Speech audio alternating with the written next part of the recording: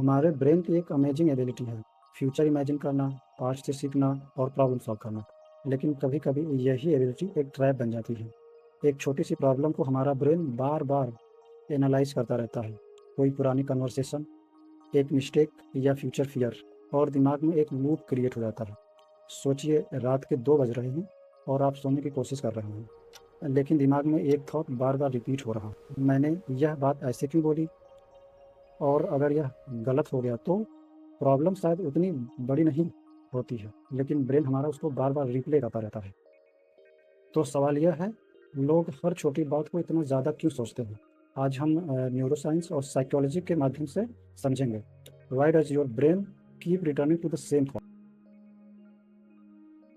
सबसे पहले समझते हैं ओवर थिंकिंग एक्चुअली होता क्या है।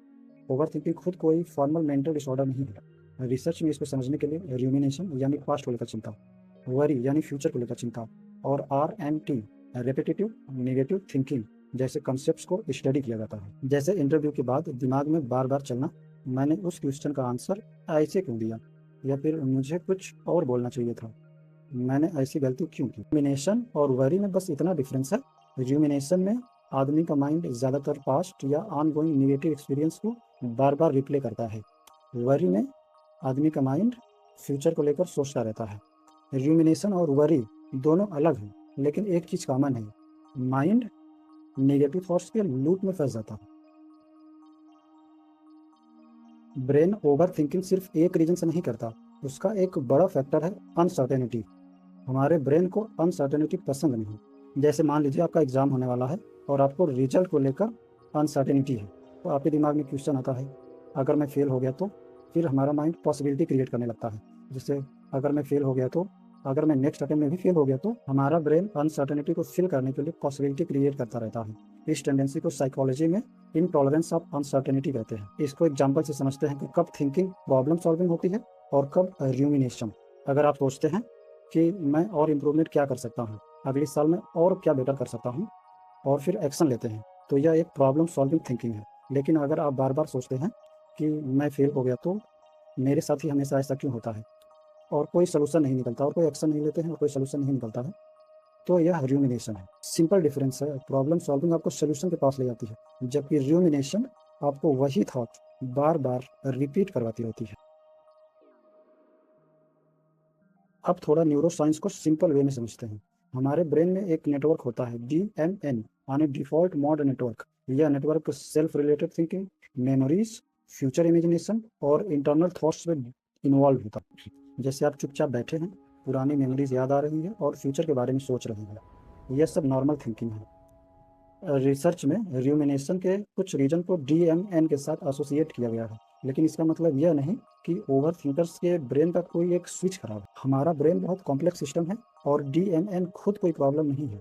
यह नॉर्मल ह्यूमन थिंकिंग के लिए ज़रूरी है, लेकिन प्रॉब्लम तब होती है जब कोई निगेटिव थॉट बार बार आता रहे और ब्रेन उस थॉट के लूप से बाहर ना आ पाए।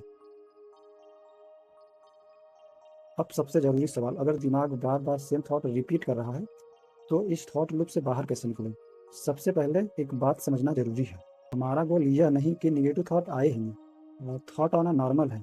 हमारा गोल यह समझना है कि कब किस थॉट को सॉल्व करना है और कब किस थॉट को जाने देना है। जब आप खुद को ओवर थिंकिंग करते हुए पकड़े, तो खुद से यह सवाल पूछे, क्या मैं इस प्रॉब्लम का सोल्यूशन ढूंढ रहा हूँ या सेम थॉट बार बार रिपीट कर रहा हूँ। मान लीजिए आपका एग्जाम खराब हो गया, गलती कहाँ हुई, अगली बार मैं क्या इम्प्रूव कर सकता हूँ, यह प्रॉब्लम सॉल्विंग है। लेकिन अगर आप बार बार सोच रहे हैं, मैंने ऐसा क्यों किया, मेरे साथ ही हमेशा ऐसा क्यों होता है, और कोई सोल्यूशन नहीं निकल रहा है, तो आप थॉट्स के लूप में फंस गए। हर थॉट रियलिटी नहीं होता। जैसे, उसने मेरे मैसेज का रिप्लाई नहीं किया, क्या वो मुझसे नाराज है?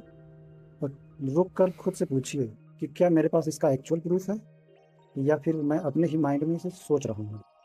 हो सकता हो वह बिजी हो, या फिर उसने मेरा मैसेज ना देखा हो। जो आप कंट्रोल कर सकते हैं उस पर एक्शन लीजिए, और आप जो कंट्रोल नहीं कर सकते हैं उसको अच्छे से ऑब्जर्व कीजिए और उसको रीडायरेक्ट करिए।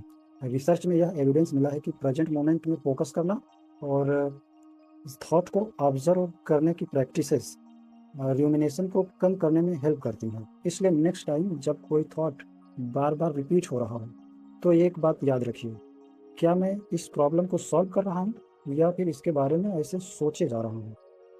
अगर सॉल्यूशन पॉसिबल है तो एक्शन लीजिए, अगर नहीं है तो थॉट को ऑब्जर्व करके आगे बढ़ना सीखिए।